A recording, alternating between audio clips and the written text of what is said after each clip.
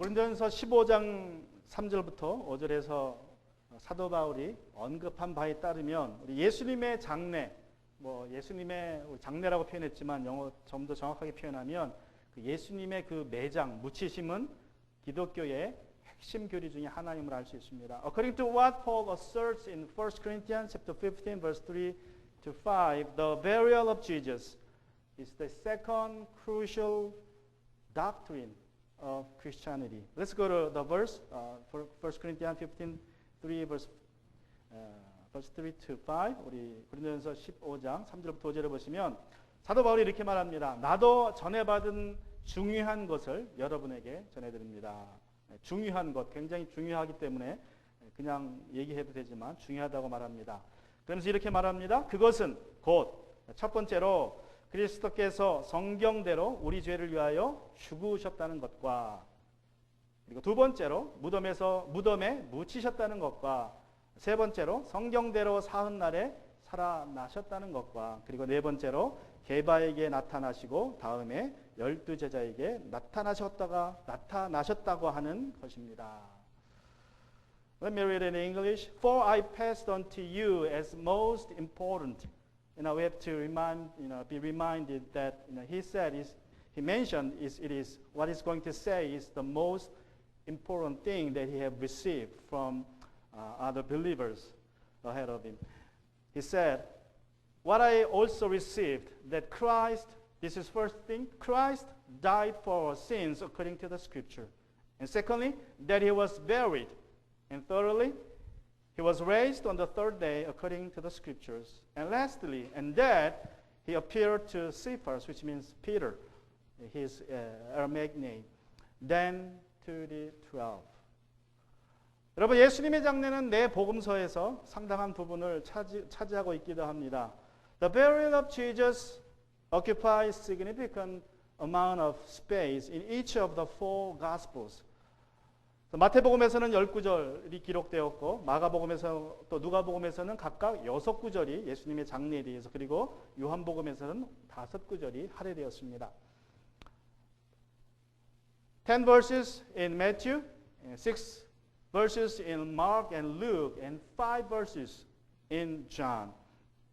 그런데 우리는 보통 예수님의 장례 또는 매장은 그리 중요하게 생각하지 않습니다. 예수께서 십자가에 죽으신 후에, 그리고 우리는 본능적으로 부활의 소식으로 옮겨갑니다. 왜냐하면 우리 기독교가 부활의 소식에 기초하고 있기 때문에 그런 것 같습니다. But we do not generally give much attention or thought to his burial. After death, we move on to the good news of resurrection, since much of the Christianity depends on the resurrection of our Lord. 그래서 예수님의 부활은 구약의 하나님, 우리 아브라함의 하나님, 이삭의 하나님, 그리고 야곱의 하나님이 정말 참 하나님임을 증거합니다. It's the proof that God of Old Testament, the God of Abraham, Isaac, Jacob is the true God. 또 예수님께서 주장하시던 대로 자신이 하나님의 아들이고 그리고 구원자라는 사실을 부활은 증거합니다. It's proof that Jesus is who claimed to be the Son of God and the Savior. 또 예수님의 죽음이 하나님 아버지에게 우리 죄에 대한 구속으로 받아들여졌다는 증거가 부활이기도 합니다. Also, resurrection is proof that Jesus' death was accepted by his Father as an atonement for our sins. 그리고 예수를 믿는 이들이 하나님 앞에서 의롭게 되었다는 증거이기도 합니다. And it's proof that you are righteous before God. 또 부활은 예수님께 속한 자들에게 죄에 대한 승리를 가져다주는 능력이 있음을 우리에게 증거합니다. It's proof that there is power available for us for victory over sin, all who belong to Jesus.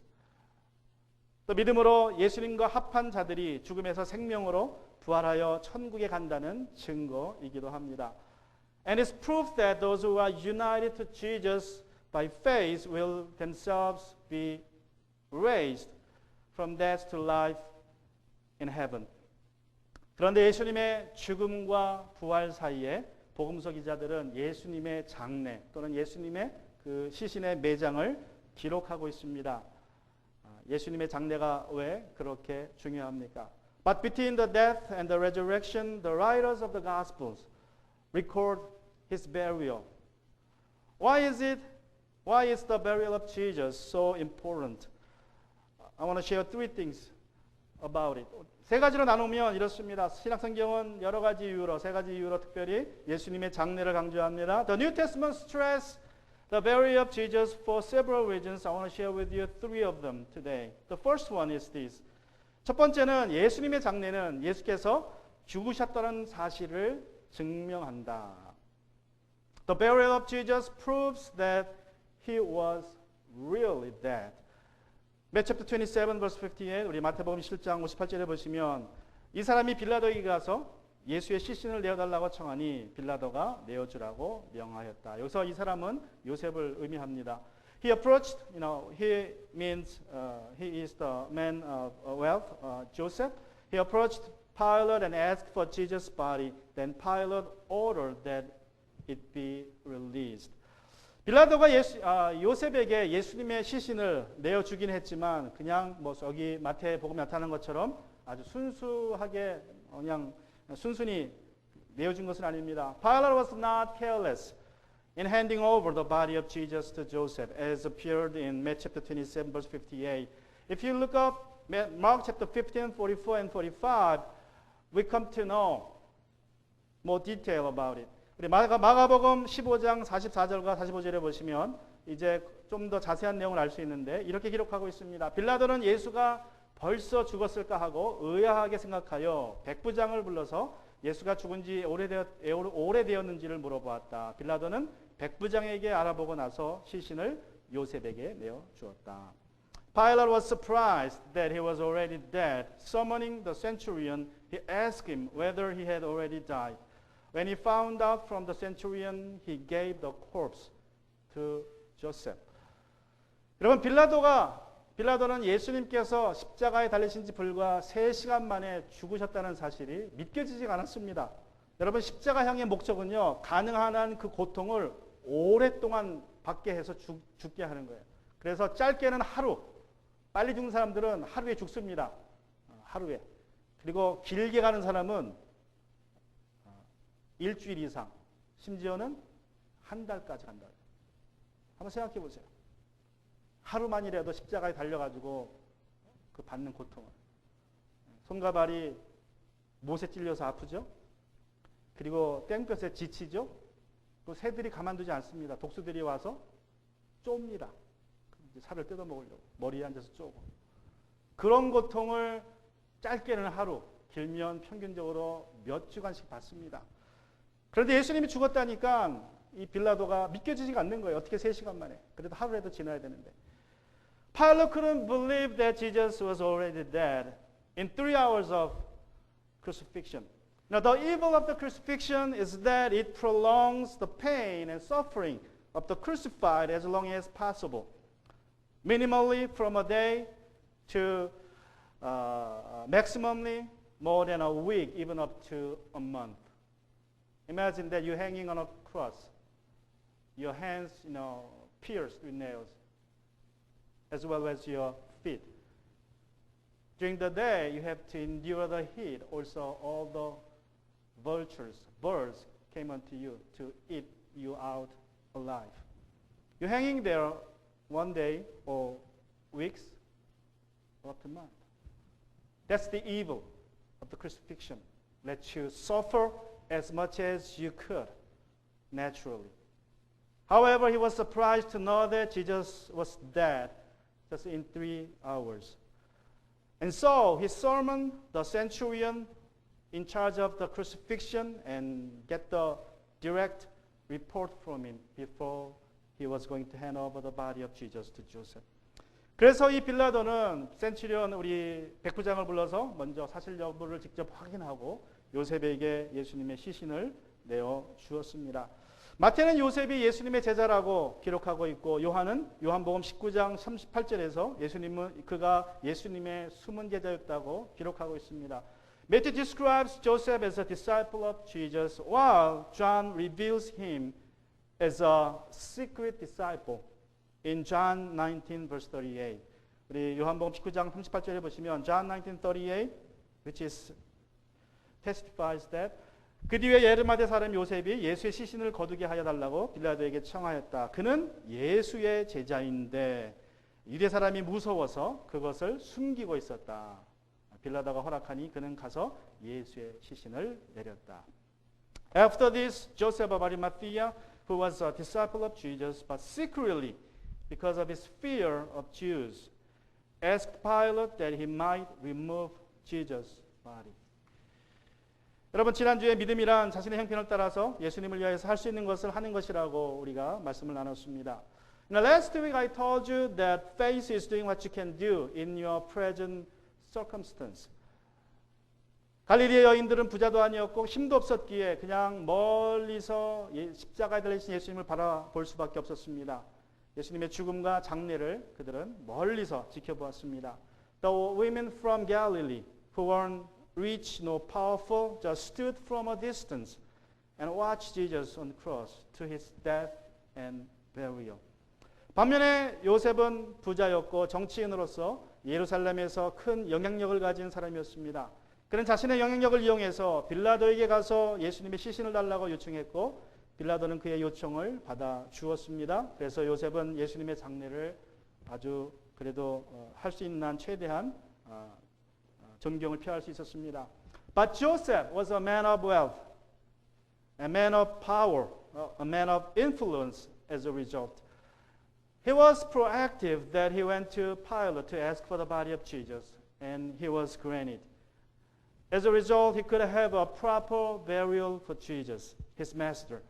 여러분, 갈릴리 여인들이나 요셉이나 자신이 할 수 있는 것을 함으로써 믿음을 표현했습니다.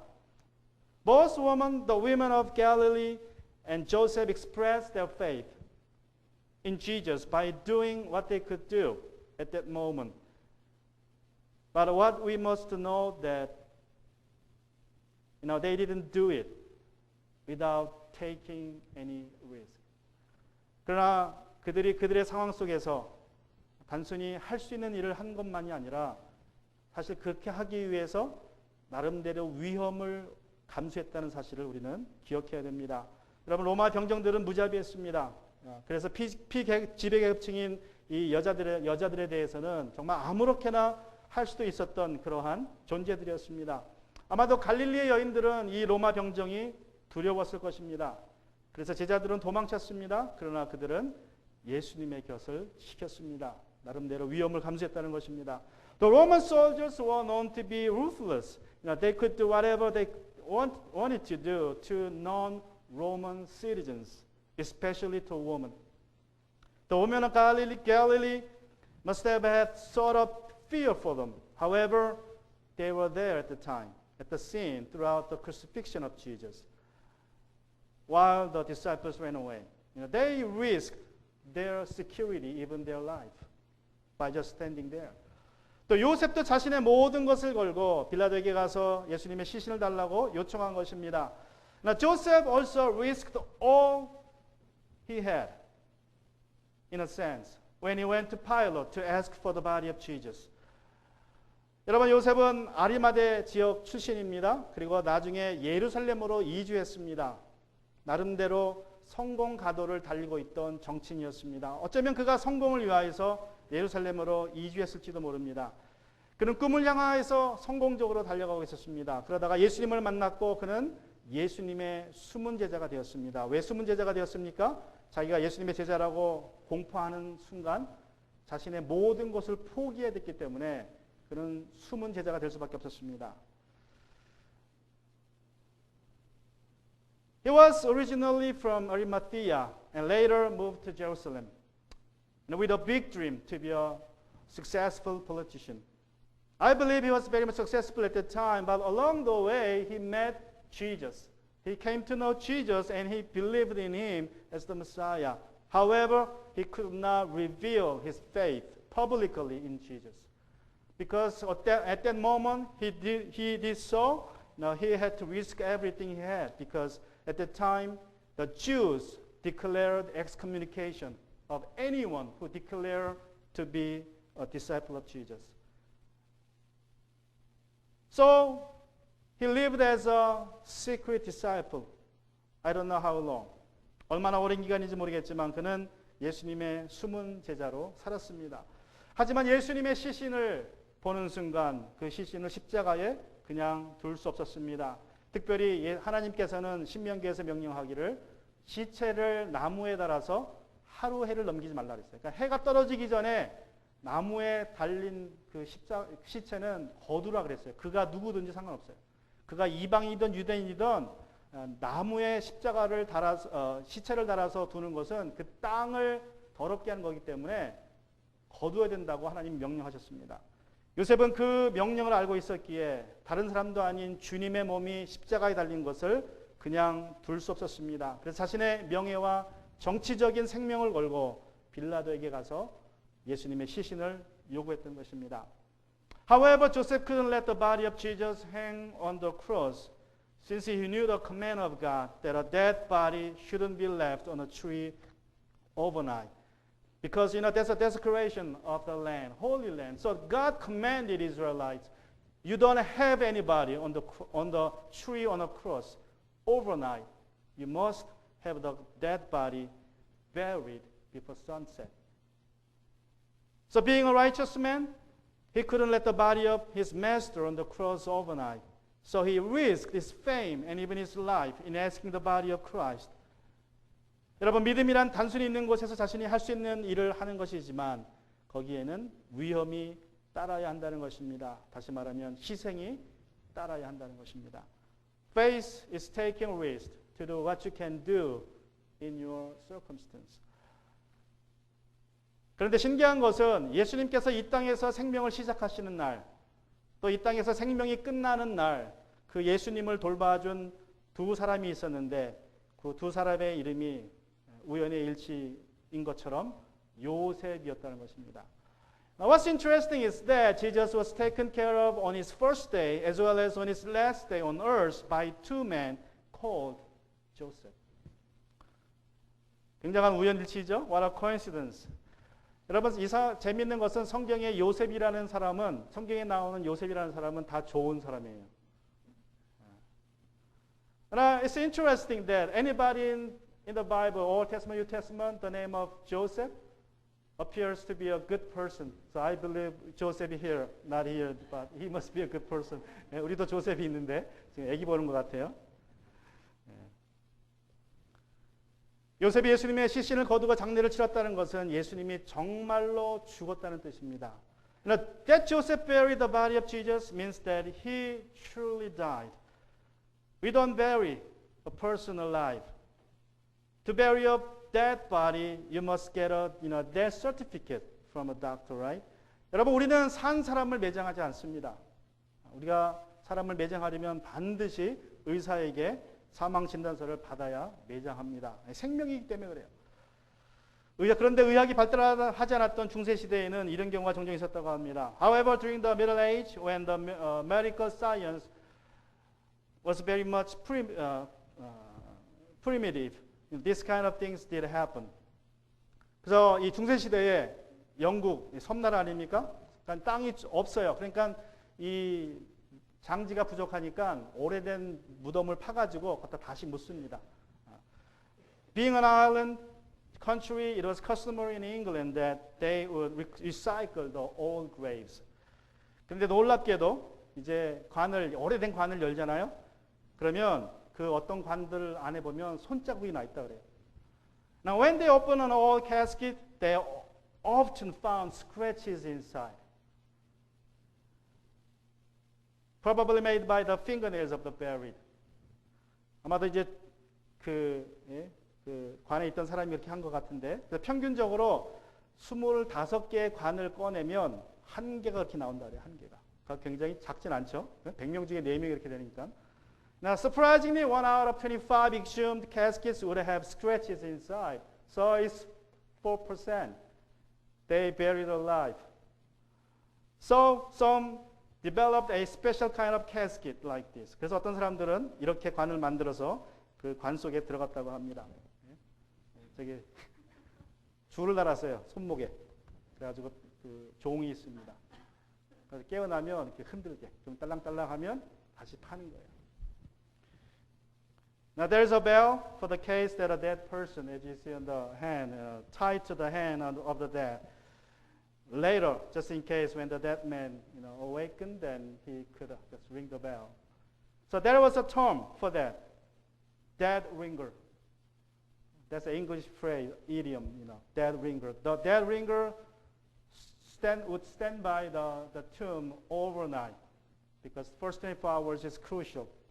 그래서 이 dead ringer라는 단어가 있는데 사람이 지켜 서 있어요. 아무리 벨 두들겨도 사람 없으면 소용없잖아요. 그러니까 사람이 옆에서 하나가 지켜서 밤새 이제 첫날 밤 지킵니다. 종이 울리나 안 울리나. 그래서 안 울리면 죽은 거고 울리면 다시 파내는 거예요. 여러분 오늘날 예수님께서 죽지 않았다고 주장하는 사람들도 저렇게 주장을 해요. 예수님이 그냥 잠시 기절했다가 그 찬 동굴 무덤에 놓여놨더니 시체가 차서 좀 샥을 받아가지고 깨어났다. 그래서 예수님은 죽은 것이 아니다. 라고 주장하는 사람도 있습니다. 문제는 예수님이 안 죽으면 우리의 죄의 문제가 해결되지 않는다는 거예요. 그래서 그것은 사실이 아닙니다.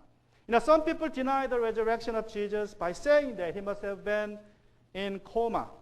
And the Roman soldiers thought he was dead and gave the body to Joseph, who placed it in his tomb. And half that Jesus was awakened later by the coldness of the cave tomb. This theory, you probably heard about it. It's not true. Jesus was dead on behalf of us. Otherwise, we have to carry our problem of sin. So he must be dead. The burial proves his death. And secondly, the burial of Jesus fulfills Scripture. 두 번째로 예수님의 장례는 성경 말씀의 성취입니다. 여러분 예수님이 십자가에 달리실 때에 십자가에서 하신 일들, 그 주변에 있었던 일들은 다 구약 성경에 나왔던 일들입니다. 제가 깊게 다루진 못했지만 여러분이 성경을 찾아보시면 다 구약 성경에 예언된 일을 예수님이 말씀하셨고 행하셨습니다. I don't touch in my previous sermons, the fulfillment of the Old Testament regarding the death of Jesus, but what happened to him and what he said during his crucifixion are the fulfillment of the Old Testament prophecies. 예수님의 장례, 매장도 여러분 구약 성경에 예언되어 있습니다. The burial was also prophesied in Old Testament.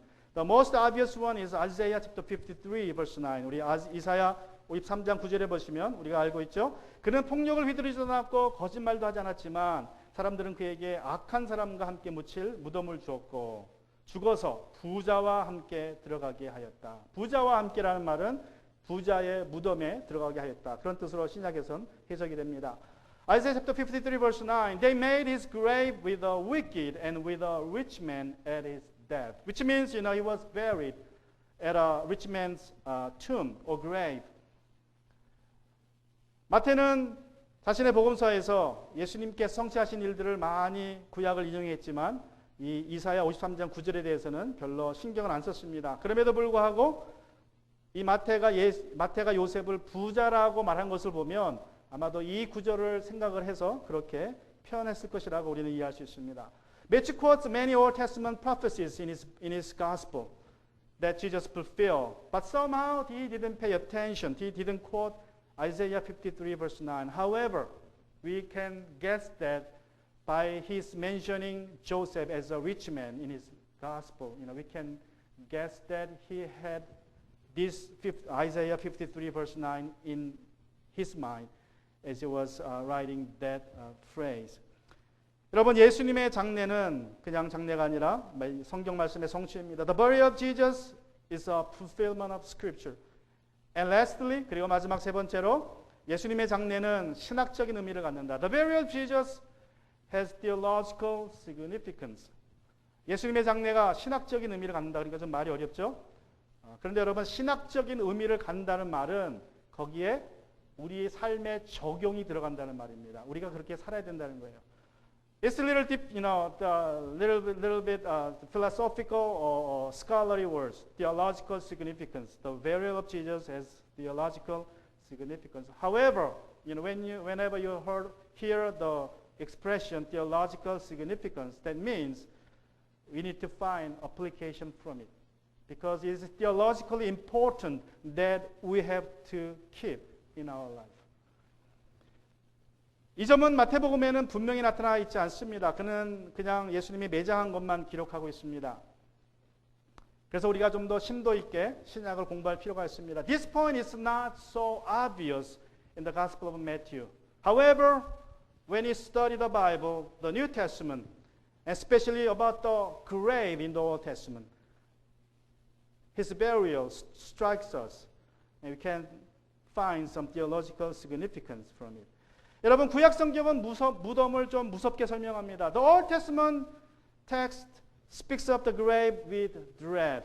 For example, Genesis chapter 37 verse 5. 우리 예를 들어 창세기 37장 35절에 보시면 그의 아들 딸들이 모두 나서서 그를 위로하였지만 여기서 그는 야곱입니다. 그는 위로받기를 마다하면서 탄식하였다. 아니다. 내가 울면서 나의 아들이 있는 스올로 내려가겠다. 아버지는 이런 자식을 생각하면서 울었다. 야곱이 아들을 요셉이 죽었다는 말을 듣고 이렇게 얘기했다는 것입니다. All his sons, his means Jacob, his sons and daughters tried to comfort him, but he refused to be comforted. No, he said, I will go down to Sheol to my son.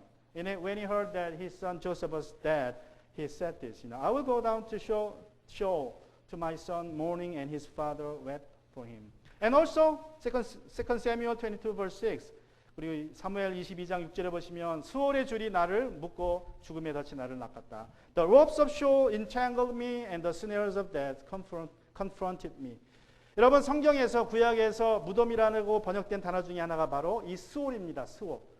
우리 성경에는 또 영어 성경에도 스올이라고 표현했지만 무덤이라고 번역되기도 합니다. In the Bible, Sheol is one of the words that translate as grave or tomb.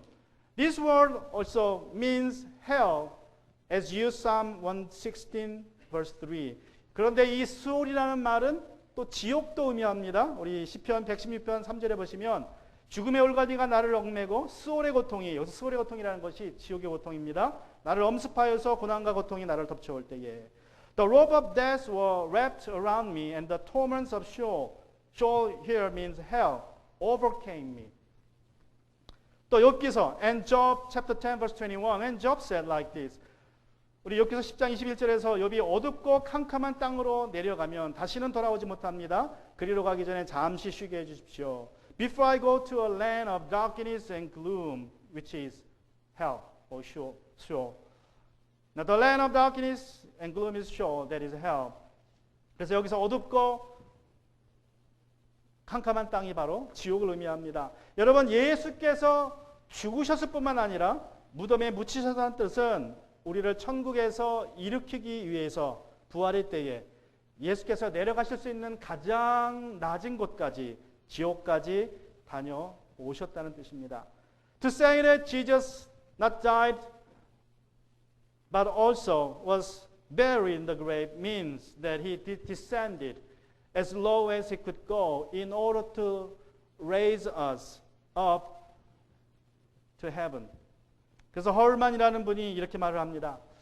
예수께서 고통과 고난과 죽음의 저주뿐만 아니라 무덤의 공포까지도 이겨내셨기에 그의 백성을 무덤의 공포에서 영원히 구원하실 수 있다. Herman once said, one of the theologians, Jesus endured not only pain and suffering and the curse of death, but even the terror of the grave, so that he could save his people from this forever. 여러분, 그런데 예수께서 무덤에 장사되셨다는 말은 이보다도 더 깊은 의미가 있습니다. Yet there is more about it. In Romans, Paul speaks of Christians being united, being buried with Jesus in his death, just as they are raised with him in his resurrection. 로마서에서 바울은 그리스도인들은 예수의 죽음으로 그와 함께 장사되었고 그리고 그의 부활과 함께 일으킨 바 되었다고 말합니다. 바울은 로마서 5장 6장에서 그리스도의 삶에 대하여서 이야기합니다. 그러면서 그리스도인들이 왜 더 이상 죄를 지을 수 없는지, 지어서는 안 되는지를 설명하면서 이제 이렇게 말하고 있습니다. While discussing Christian life in Romans chapter 5 and 6, Paul explains why believers cannot continue in sin in Romans chapter 6 verse 4. 우리 로마서 6장 4절에 보시면 이렇게 그가 설명합니다. 그러므로 우리는 침례를 통하여 그의 죽으심과 연합함으로써 그와 함께 묻혔던 것입니다. 그것은 그리스도께서 아버지의 영광으로 말미암아 죽은 사람들 가운데서 살아나신 것 같이 우리도 또한 새 생명 안에 살아가기 위함입니다. Therefore we were buried with him by baptism into death, in order that just as Christ was raised from the dead by the glory of the Father, so we too may walk in a new way of life. 여러분, 우리가 예수와 함께 십자가에 죽고 생명으로 일으킴 받고 그와 함께 천국으로 올라갈 것이라는 사실을 설명하고 이해하기는 그리 어렵지 않습니다. Now, it's not that hard for us to understand and explain that we have been crucified with Jesus and be raised with him, or even to ascend into heaven with him. 그런데 우리가 그리스도와 함께 장사되었다는 말은 우리는 별로 깊게 생각하지 않습니다. 예수님의 죽음과 부활이라고 말하지만 예수님의 죽음과 장사와 부활이라고는 말하지 않습니다. But we don't think much about being buried with him. We say death, resurrection most of the time, but not death, burial, and resurrection. 여러분, 우리가 죄에 대하여 죽었다는 말에 우리는 장사도 포함되어 있다고 그렇게 단순하게 생각을 합니다. We tend to simplify that our death with Christ includes our burial too. 예수와 함께 죽었다는 말도 중요하지만 사실 이제 우리는 예수와 함께 장사되었다는 말에 더 무게를 두어야 합니다. 그 이유는 여러분, 죽은 사람은 이 세상에서 영원히 제거되기 때문에 그렇습니다. To understand being dead with Jesus is crucial to our Christian walk. However, I believe we need to put more emphasis on being buried with him, because burial puts the deceased person out of this world permanently. 여러분, 시체라는 것은 생명의 죽은 상태입니다. 그렇지만 어떤 면에서는 시체가 우리 주변에 있는 한 그 시체는 여전히 이 세상의 일부로 존재해요. 그죠? 시체가, 사람이 죽었지만 그 시체를 그냥 옆에 두면 그 시체는, 그 존재는 영원히 우리의 일부로 이 세상에서 존재합니다. 그 시체를 땅에 묻고 흙으로 덮고 그래서 무덤 아래 놓을 때에 그 시체는 이 세상의 영역에서 사라져버려요. 우리 눈에 사라져버립니다. 영원히 제거된다는 거예요. A corpse is dead to life, but in a sense it is still in life as long as it is around. Now when it is buried, when it is placed in the ground under 6 feet under and covered with earth, it is then removed from the sphere of this life permanently. It's gone. That's what it meant by burial. 죄와 죽음의 통치로부터 완전하게 벗어나는 것을 강조하고 싶었기에 바울은 믿는 자는 예수 그리스도와 함께 장사되었다고, 그냥 단지 죽은 것이 아니라 장사되어서 이 세상부터 사라졌다고 그렇게 표현한 것입니다. 그래서 그는 우리가 죄에 대해서 죽었다는 사실을 말하면서도 다시 장사되었다는 말로 이제 반복해서 강조하는 것입니다. Since Paul wanted to emphasize the finality of being removed from the rule of sin and death, he emphasized the burial with Jesus. By mentioning the burial, Paul is repeating but also intensifying what he said about our death to sin earlier in Romans. What he says is you have not only died to it, to sin, you have been buried to it. 예수님의 죽으심에 연합한 후에 죄로 돌아간다는 것은 무덤을 파헤치고 시체를 꺼내는 것과 같습니다. To go back to sin once you have been joined to Christ is like digging up a dead body. Can you think about that? Nowadays zombies are famous. You say you're dead in Christ, but somehow you have the habits of sin in your life. Then when people see that, you have sins in your life, committing it as a Christian, they will see you as a zombie because you say you're dead, but you're still alive. Especially your sinfulness is still around with you. Then you are zombie, fearful to people. 여러분 한번 생각해 보세요. 예? 내가 죽었다고 하면서도 아직도 나의 죄의 습관이 살아있고 나와 함께하고 내가 그 죄의 습관대로 살고 있다면 우리가 어떤 면에서 어떤 존재가 되는 것입니까? 요새 말하는 그 좀비가 되는 거예요. 예? 죽었다고 하는데 살아있으니까. 사람들에게 두려움을 주는, 오히려 사람들에게 공포감을 주는 그러한 존재로 살게 되는 것입니다. 마태와 다른 복음서 기자들이 예수님의 장례를 복음서에 기록할 때에는 사실 이런 것들을 잘 몰랐을 것입니다. 그러나 성령의 인도하심 아래 그냥 예수님의 장례를 역사적인 사건으로 기록했습니다. 그런데 나중에 또 성령의 인도하신 가운데 사도 바울이라는 사람이 예수님이 무덤에 묻혔다는 것이 어떻게 중요한 것인지를 이제 로마서에서 우리에게 알려준 거예요. 장례 지낸 것처럼 이제 우리의 죄의 삶도 눈에서 사라져야 된다. 그 뜻입니다.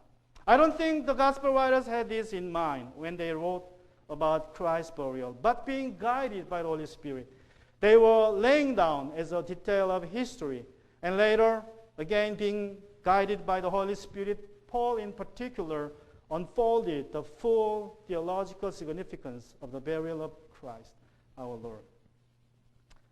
여러분이 잘 아는 참회록을 쓴 어거스틴은 젊어서 아주 방탕하게 살았습니다. 그래서 그는 16살 때에 사생아를 낳기도 했어요.